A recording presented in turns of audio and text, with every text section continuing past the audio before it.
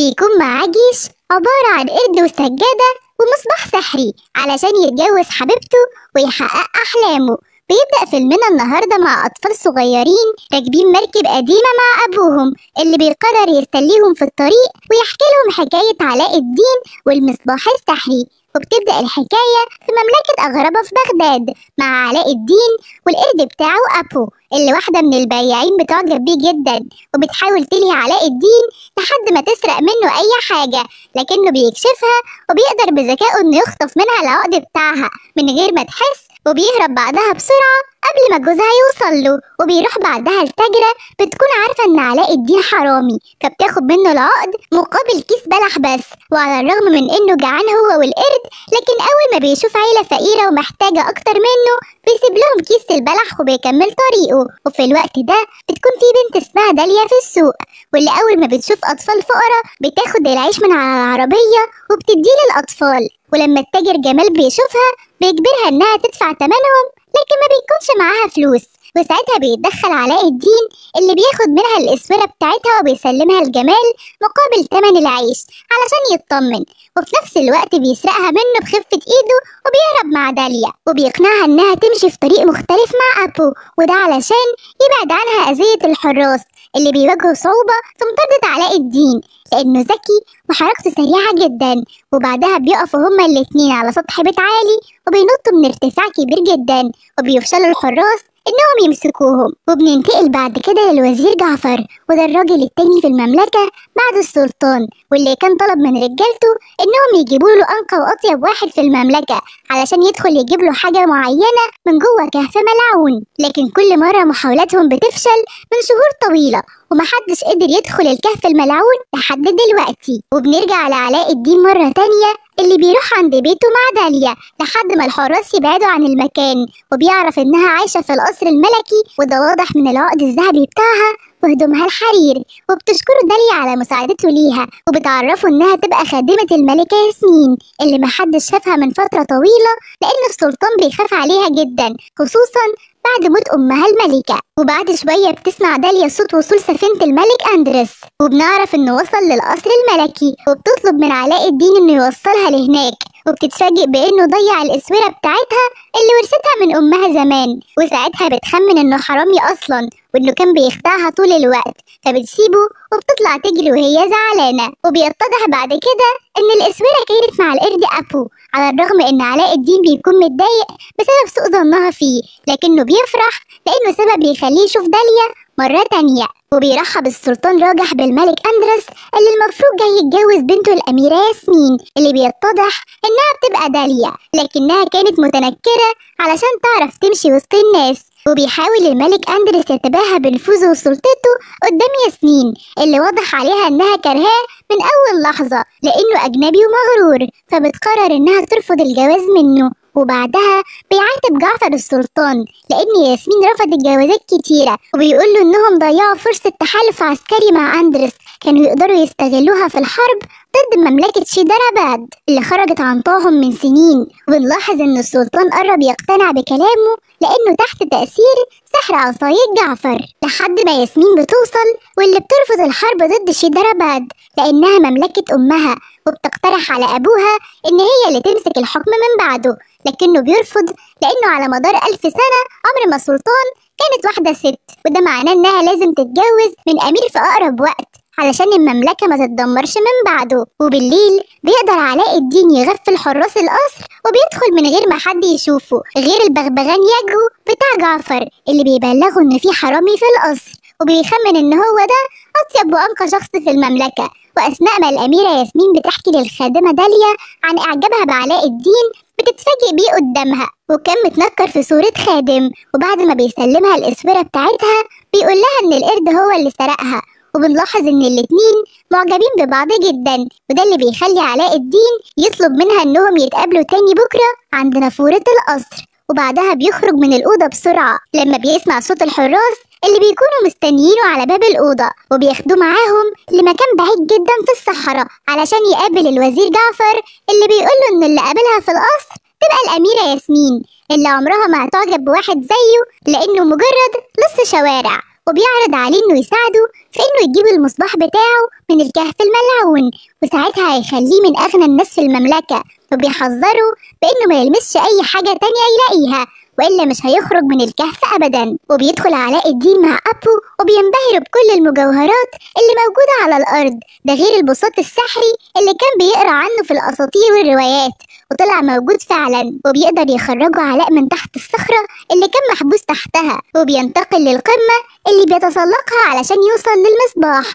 بس في الوقت ده ما بيقدرش أبو يسيطر على إيده لما بيشوف لؤلؤة حمراء غالية جدا مرمية قدامه، فبيقرر إنه يمسكها، وساعتها اللعنة بتحل عليهم وبينفجر عدد كبير جدا من البراكين اللي بتدمر الكهف بالكامل، وما بيقدرش علاء الدين إنه يخرج من مكانه غير بمساعدة البساط السحري اللي بيوديهم عند الباب في ثواني. وهناك بيقابلهم جعفر اللي بمجرد ما بياخد المصباح بيرمي علاء الدين من ارتفاع كبير جدا، لكن البساط بيقدر انه ينقذه. وبعد ما بيفرح فرحة هستيرية بانه لقى المصباح بيتصدم جعفر لما بيكتشف ان القرد سرقه منه، وبيأمر حراسه انهم يقلبوا الصحراء كلها عليه. لكن ابو بياخد المصباح وبيروح لعلاء اللي بيدعكه بايده علشان ينضفه، لكن فجأة بيخرج منه غبار ازرق وبيظهر الجني العملاق اللي بيقوله انه ليه 3 امنيات هيحققهم له مهما كانوا، ما عدا انه يخليه يحب شخص معين او يحييله حد ميت. وبيطلب منه علاء في الاول انهم يخرجوا من الكهف، وبعدها بيقوله ان في اميرة معجب بيها وعمرها ما تتجوزه غير لما يبقى امير زيها، فبيتمنى علاء الدين انه يبقى امير. وفعلا بعد لحظات بيحولوا الجني من مجرد علاء الدين نص الشوارع للامير علي صاحب مملكة أبابو اللي عنده دهب ما يتعدش والآلاف من الخدم، ده غير كم الحيوانات اللي بتسحر الناس في مدينة أغربة اللي الأمير علي موجود فيها علشان يتقدم للجواز من الأميرة ياسمين اللي بيقدم لها هدايا غالية جدا. وبيغلط علاء الدين في الكلام لما بيقول لها إنه عمل كل ده علشان يشتريها هي، وبتحس ياسمين إنها مجرد سلعة للبيع، وده اللي بيخليها تسيبه وتمشي. لكن السلطان بيعرض عليه إنه ينضم لهم على العشاء بالليل علشان يتكلم معاها مرة تانية وسط نظرات جعفر الشريرة، لأنه بيكون عارف إن مفيش مملكة اسمها أبابو. وبالليل بيروح علاء الدين للقصر مع الجني اللي بيساعده إنه يقرب من ياسمين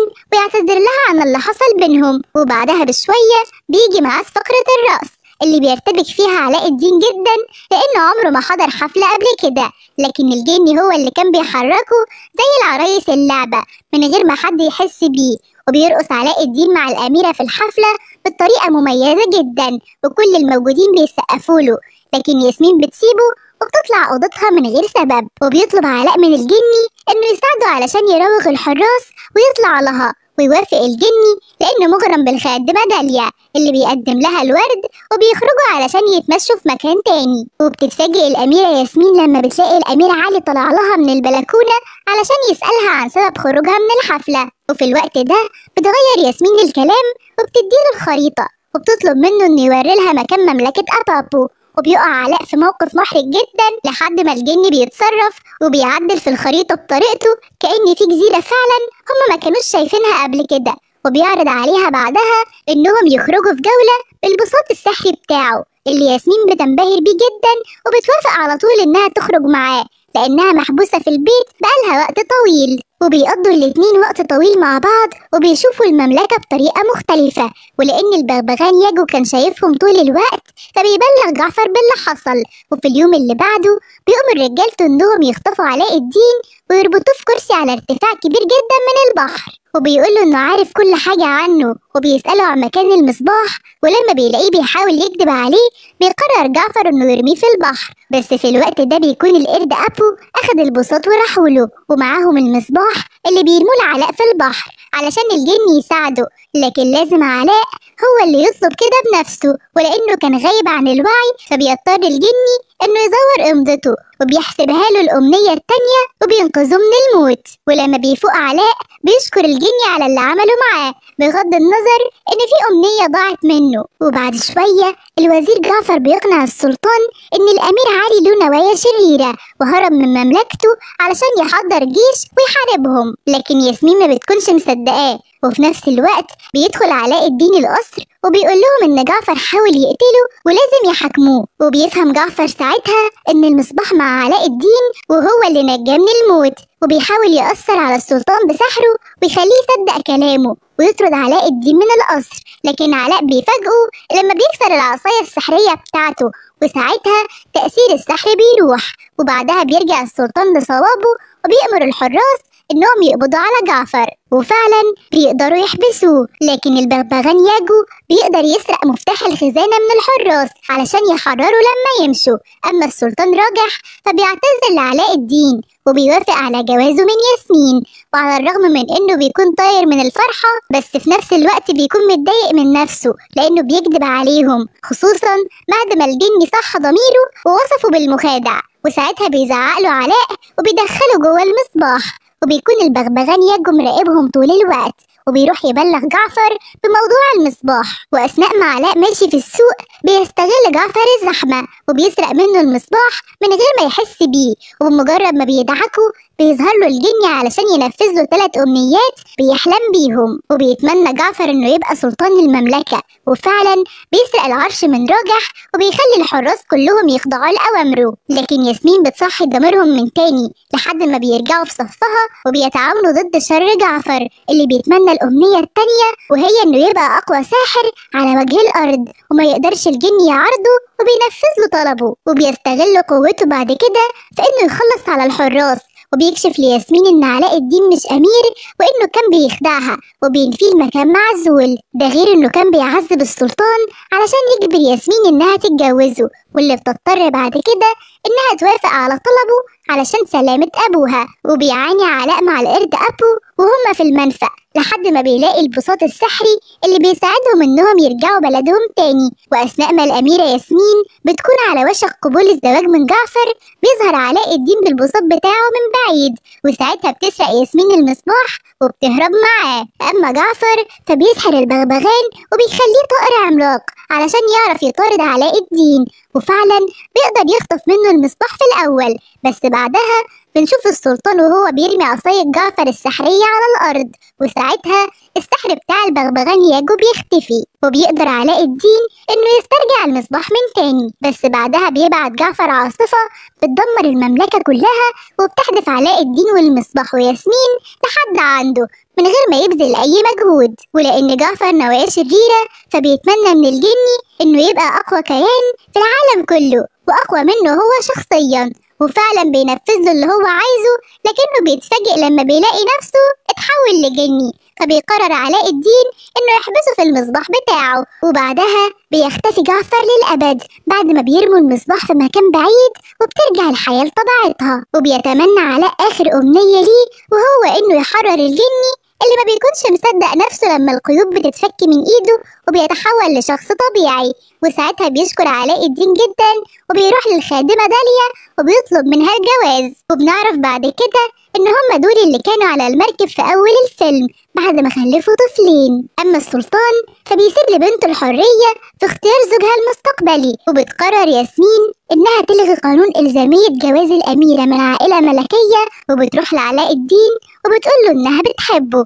وبينتهي الفيلم بمشهد جواز الجني من داليا وجواز الاميرة ياسمين من علاء الدين بعد قصة حب عظيمة بين الاتنين. وبكده بينتهي فيلمنا النهارده.